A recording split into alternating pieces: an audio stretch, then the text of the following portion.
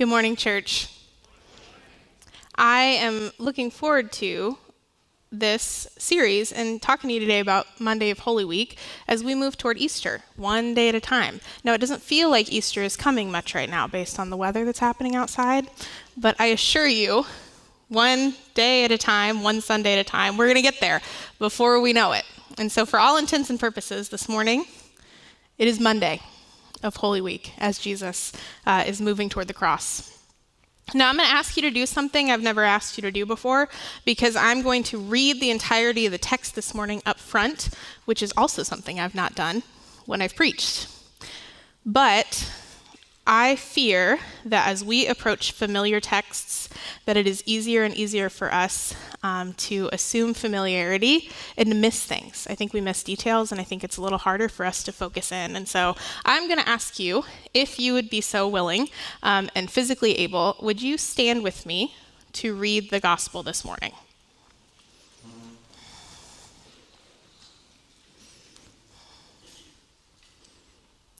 On reaching Jerusalem, Jesus entered the temple courts and began driving out those who were buying and selling there. He overturned the tables and the money changers and the benches of those selling doves and would not allow anyone to carry merchandise through the temple courts. "It is written," he said to them, "My house will be called a house of prayer, but you are making it a den of robbers." The chief priests and the teachers of the law heard this and began looking for a way to kill him, for they feared him, because the whole crowd was amazed at his teaching. The blind and the lame came to him at the temple, and he healed them. But when the chief priests and the teachers of the law saw the wonderful things he did, and the children shouting in the temple courts, "Hosanna to the Son of David," they were indignant. "Do you hear what these children are saying?" they asked him. "Yes," replied Jesus. "Have you never read, 'From the lips of the children and infants, you, Lord, have called forth your praise'?" And when evening came, Jesus and his disciples went out of the city. You can have a seat. I promise I won't make you stand up again. Thank you for doing that with me. Now, as a reminder, last week, Jesus' climactic entry into Jerusalem ended in an anticlimactic way. After he rode in on the colt of a donkey, he visited and observed the temple in Jerusalem, and then he returned back to Bethany, to the house of Mary and Martha and Lazarus, where he was staying. As a disclaimer, to begin, without context, we stumble upon the events of Monday, and we think that potentially Jesus has lost his mind, or at least he has lost his cool. We also might incorrectly label this story as an example of Jesus utilizing violence. Jesus flipping tables has been justification for more than one angry outburst of religious people. But pay attention, Jesus was not violent in his actions. He did not hurt people, and he did not act unjustly. I would say, and I would look at this story today through the lens that Jesus is demonstrating a righteous anger. And behind righteous anger is grief and compassion for those who have been wronged. A longing for holiness in the way that God has intended. Jesus is angry, he is grieved, he is saddened, he is frustrated, he is indignant, but he is nonviolent. In all accounts of Jesus' life and ministry, including this one, we should be able to ask ourselves the question, who is Jesus loving here? His actions in the temple were made on purpose. Jesus was in full control of himself. He was not irrational, but justifiably grieved at what he observed the night before in the temple courts. Perhaps what he has been observing for the last 3 years of his earthly ministry, or the last 30 years of just being a Jewish man. And as he returned to Bethany that night, he could not get the images of blatant injustice out of his mind, so he returned on Monday with a deliberate plan. On reaching Jerusalem, Jesus entered the temple courts and began driving out those who were buying and selling there. He overturned the tables, the money changers, and the benches of those selling doves, and he would not allow anyone to carry merchandise through the temple courts. Now, this is not a Disney gift shop or anything, but if you were a pilgrim coming to worship Yahweh in Jerusalem, what might you need when you arrive at the temple? A commemorative t-shirt and a fridge magnet. Yes. Offerings and sacrifices. And so there are money changers and there are merchants eagerly available. Even more so now during Passover, when up to 250,000 extra people have shoved themselves in this city for the same purpose. This is basic supply and demand. But this alone would not have explained Jesus' reaction. Merchants and money changers. There was a place for that. About 50 years prior to this event, Herod the Great had doubled the size of the Temple Mount complex. It was his shining achievement. And one of the additions was this colonnaded structure along the southern wall called the Royal Stoa. It was a marketplace, generally a useful place for exchanging currency and purchasing animals and goods worthy of sacrifice. In addition to the Royal Stoa, the high priest, Caiaphas, he had brothers-in-law who operated 4 different market stalls outside of the temple in the Mount of Olives. But that wasn't enough for them. Now, the temple is a huge complex, as you can see, with several specific areas reserved for certain populations of people. And so this lucrative family business has overflowed into the temple complex itself, specifically the court of the Gentiles here. That's where Jesus is at today. With such a monopoly, they are able to price gouge and exploit people. And so this area that is already crowded with travelers arriving for Passover is more crowded by tables of money changers and vendors with animals for sale. It is noisy, it's smelly, it's crowded. And the chaos of an open-air market has completely overshadowed the sacred worship space, specifically the only worship space that non-Jewish worshipers of Yahweh are permitted to be. I'll say it again. This is their worship space. Worship of Yahweh God has been disrupted. I mean, how possible would it be to focus on worship when you hear animals bellowing and merchants haggling, yelling about their superior exchange rates like street vendors? The temple reeks of a pawn shop. And it gets worse because it also reeks of corruption. I'm going to take just a couple minutes on this. I could nerd out on this all day. But the temple administration has taken the pure intention of the worshipers of Yahweh, and they have exploited it for personal gain. So just some quick examples of this. The temple tax. This is something that's directed by God in Exodus, a one-time payment given by all adult Jewish males for the purpose of continuing the care of God's house for another generation. But the former high priest has made this an annual due. So now instead of paying it once, they're paying it every single year until they die. Dozens and dozens more times than intended. The high priest also declared that tax must be paid with a Tyrian shekel, which most of the Jews don't have, so they get ripped off in the exchange rate and in the money changer's commission fee. Those Tyrian shekels are now actually being produced in Jerusalem, and the mint is overseen by the temple elite. They are making graven images of false gods and other powers. They are forcibly distributing them to Jews arriving for worship, and they are pocketing at every single stage of the transaction.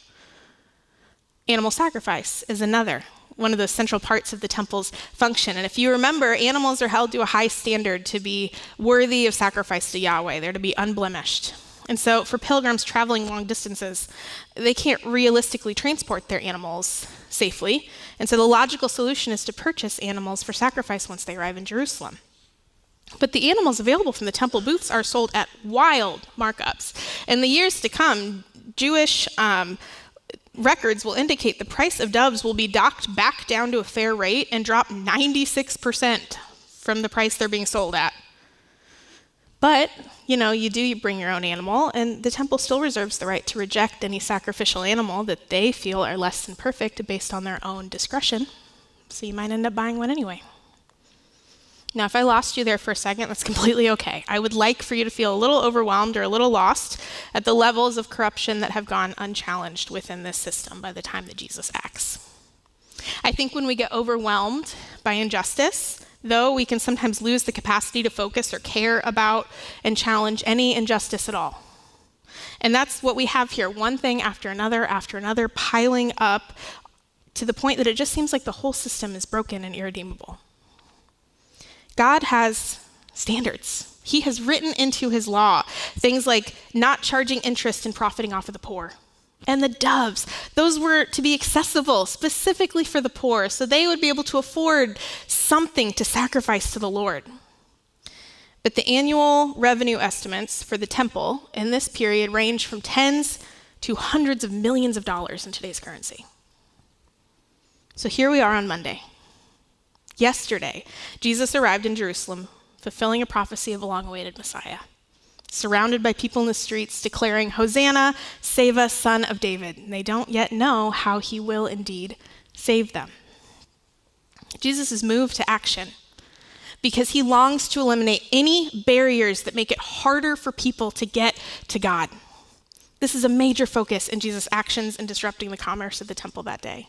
And he offers an explanation. Jesus says, "It is written, my house will be called a house of prayer, but you are making it a den of robbers." Jesus is quoting and combining two different Old Testament texts here in one sentence. It is written, my house will be called a house of prayer. He is referring to something that God says in Isaiah 56. This is God's assurance to the Gentiles, read, any non-Jews, that they will have a place in God's house. Jesus is convinced that the temple is for all people. And that's good news because we are all people. Isaiah 56, this is what the Lord says. "Let no foreigner who is bound to the Lord say, the Lord will surely exclude me from his people." And foreigners who bind themselves to the Lord to minister to him, to love the name of the Lord, to be his servants, all who keep Sabbath without desecrating it, who hold fast to my covenant. These I will bring to my holy mountain and give them joy in my house of prayer.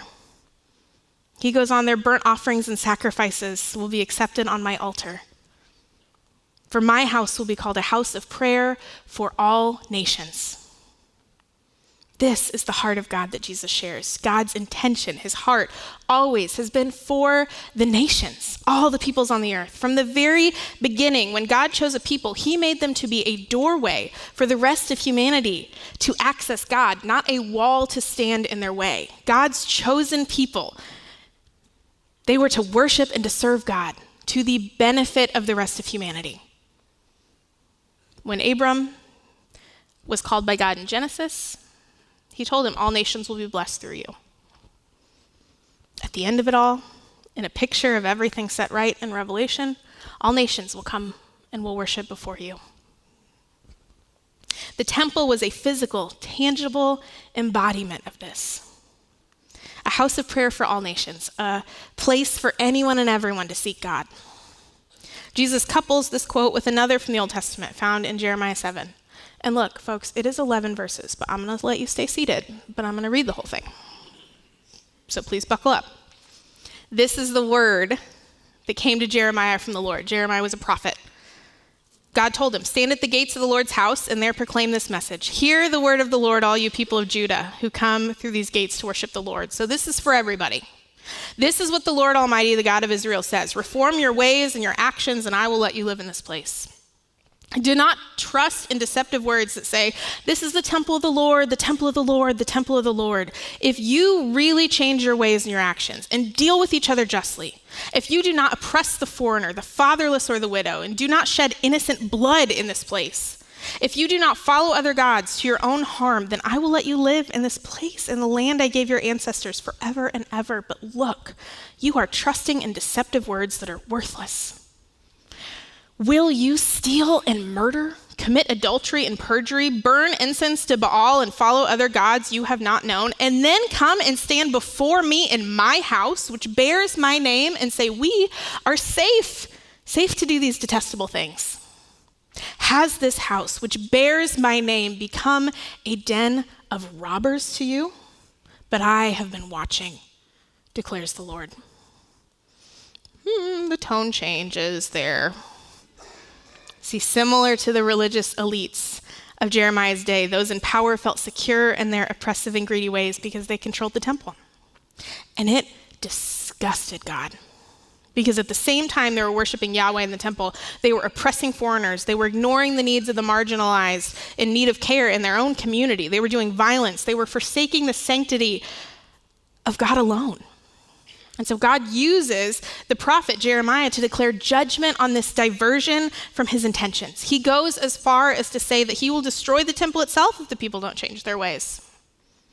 This from Jesus is echoed here now in a threat filled with authority. The words, neither of which will I butcher this morning, both in Greek and the original Hebrew, for robbers is more than just thieves. This word is used to describe those who take with violence, with force, intimidation. This is a word for zealots and revolutionaries and tyrants. Jesus doesn't mince words either. He stares down the religious leaders and in no uncertain terms says, "You are making it a den of robbers." He is declaring the same prophetic judgment on the establishment. He's calling them tyrants. This was to be a house of prayer for all people, and you've ruined it. It's become unrecognizable to me. It reminds me of this meme, if you've seen it, of this really expertly, professionally drawn horse. You can see where this is going. It's going really well so far. But with all sincerity, I believe a child takes over to finish it. Like, what happened? What is this situation? We gave up by the front leg here. The difference is the temple authorities don't have the naive innocence of a child, but instead the willful negligence to ignore God's mandates, to reject God's heart, and treat the temple as their own to benefit from. It's less cute than this, where, with sincerity, we just didn't execute the project well. Jesus' actions in the temple is one of the main reasons for his execution. Remember to keep this narrative in the timeline. This is Monday, the week that Jesus will be crucified. So logic says this corruption within the temple must have mattered a great deal to him. This is a place that Yahweh dwelt. Humanity needed this tangible thing to embody and realize God's loving presence among his people, his nearness to them, and a place for forgiveness of sin, of cleansing of defilement via the sacrificial system. So people would come here to meet God and make themselves right with him. This directly aligns with Jesus' aim to eliminate barriers for people to get to God. In his book on the events of Holy Week, Jason Porterfield writes, "Perhaps Jesus targeted the temple because, as the place where God was said to dwell, people believed that what happened there reflected the heart of God. When religion legitimizes injustice, it communicates to the world that God wills such evil, and it makes God appear wicked." By marginalizing the foreigners, he says, the temple made God look like a tribal deity who was only concerned with the well-being of God's own people. And by economically exploiting the poor, the temple portrayed God as yet another greedy ruler with an insatiable hunger for his subjects' hard-earned money. But also, the temple had become the political symbol for the nation of Israel. Those who oversaw it, the home of the one true God, wielded enormous power and prestige. By default, the temple legitimized the rulers who built it, rebuilt it, ran it, because it was something of significance itself. To God, the temple is to reflect the heart of God. It is the place God said he would dwell and the place he would pour out his forgiveness and his mercy. The place reconciliation would take place. God's intent was this gracious gift of his presence, but God's very house has now been weaponized and separated from his intention. N.T. Wright writes, as in Jeremiah's day, the temple had become the focal point of the hope of national liberation, and hence was regarded as a guarantee of security against the pagans. How then could it symbolize, as Isaiah had indicated it should, the desire of Yahweh that all nations should share in the blessing that would accrue to Israel when the kingdom would come, when the real return from exile would take place, and when Yahweh himself would return to Zion? The temple had become, in Jesus' day, as in Jeremiah's, the talisman of nationalist violence, a guarantee that Yahweh would act for Israel and defend her against her enemies. God's house, God's people were advancing an agenda devoid of God's heart. What ignites Jesus' anger and his grief? Xenophobia, greed, oppression, love of power over people, especially when it is done in his name. Jesus is infuriated by these barriers set up by people who claim to love and to serve God, that are making it harder for others to get to God, that are taking the focus off of their role to become a blessing to the nations to get to God. Jesus looks around and is grieved by what the central place for God's worship and presence has become. My house is to be a house of prayer for all nations, but you are self-interested. You're obsessed with power, consumed by greed, and you have desecrated the sanctity of this space of worship as a result. It's interesting to note that Jesus' critique and judgment through his whole ministry isn't at Rome. I mean, the Jews are under Roman oppression. They're awaiting a Messiah that they think will politically liberate them. And in my opinion, Jesus absolutely could have done that if he wanted to. But instead, what Jesus is focused on are the people of God and where their hearts are focused. And this is still what Jesus focuses on. And what he sees in their hearts grieves him. He says, you're so worried about Roman oppression, you don't care that you've become oppressors. You stand in the way of people getting to God. You are focused on your own protection and prestige and power, and you are perpetrators, or at least complicit, with evil being done in God's name. Both the Jewish leaders who are corrupting the worship space and complicit with Rome, and the Jewish temple goers who are so focused on God sending a political Messiah to destroy their enemies that everybody has missed the point. They put up so many barriers to get to God, and Jesus is tearing all of them down. God's eyes are always focused on seeking out the marginalized and the oppressed and granting entry. He is not a finite resource. He doesn't run out. He doesn't belong to us to use his power and his judgment and his blessing as we please. We belong to him. Like the Jews, we don't need to keep him for ourselves or set up hurdles to get to him. We are invited to extend him out everywhere to everybody. And then in the midst of hostility and chaos, it's like a fog clears for a brief moment. And this beautiful picture emerges.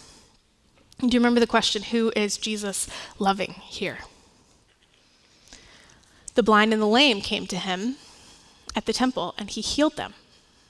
But when the chief priests and the teachers of the law saw the wonderful things he did, and the children shouting in the temple courts, Hosanna to the Son of David, they were indignant. I think often our reading of the cleansing of the temple totally jumps over this part. It's not what we focus on. Suddenly the marginalized, the disabled, the messy, the messed up, they're coming into the court of the Gentiles in the temple, and they're being received by Jesus. And he's healing them. They're not afraid of Jesus. They just saw tipping over tables. And some kids are peeking over the wall and they're chanting the words they heard yesterday when Jesus entered the city on a colt. Hosanna, pray, save us, Son of David. It's beautiful. And the religious leaders whip around to confront Jesus about this directly. From their perspective, accepting this political and religious declaration was walking a very thin line toward blasphemy and accepting praise as a savior himself. Do you hear what these kids are saying? They ask him. Yes, replied Jesus. Have you never read, from the lips of children and infants, you, Lord, have called forth your praise? Now, Jesus frequently speaks in riddles and parables. He can be vague and elusive at different moments in his ministry, but oh man, if he is not clear right here. Jesus definitively responds, yes. And he references Psalm 8, a passage the leaders would have known, a psalm that is a declaration of praise to God Almighty. Jesus is unabashedly putting himself at the same level as God. Is this grounds to kill him? But he's surrounded by adoring crowds. He's owning authority in the temple space, and the religious leaders are stuck. Jesus will be crucified in 4 days' time. This is his last week before he fulfills his purpose on earth with his earthly ministry. There's so much to learn about the heart of God from the way he spends his time. What he finds worthy to do, to teach, to object to, who he focuses on. Jesus is outraged by those who put barriers to people to get to God. And the religious elite and the temple authorities, they do not come out of this day with any warmer, fuzzier feelings toward Jesus of Nazareth, but instead more fuel for his arrest. He knows that he needs to call out systems that are not the way as they should be for the people of God. He says we shouldn't be complicit with this. And at the same time, Jesus makes himself accessible to the marginalized, the oppressed, the messy, the messed up, the very people who are rejected by society, but he sees as image bearers that they have been created to be. Those who would be excluded are welcomed in, they're sought out, they have a face-to-face interaction with Jesus who knows and who loves them intimately. This is who Jesus is loving. He is clearing a path for them. He clears a path for us. And then he heads back to Bethany. And I didn't even get to the whole fig tree part of this narrative, so catch me after service if you're interested in more musings on that. But as we move further into Holy Week, closer and closer to Good Friday, I think there's something to keeping the end in mind. And so for just a moment, in response to Jesus and his life and his ministry and his sacrifice and his resurrection, we're going to skip ahead toward the communion table and the Last Supper, where Jesus encouraged his disciples to take the bread and to take the cup. We get to do that now in remembrance of Jesus. He gave everything for you, to clear a barrier for you to get to God, so you would know and experience his deep, compassionate love for you. And that should move us in gratitude, in humility, an extension of how we view and love our neighbor and what Jesus desires for them too. And so I have talked plenty. What we're going to do now is take some time independently for communion, so you might be able to hear from God instead. I want you to take the elements whenever you are ready, the bread and the cup. I'm going to leave. The worship team is going to come back out. But take a couple of minutes with you and God at the communion table.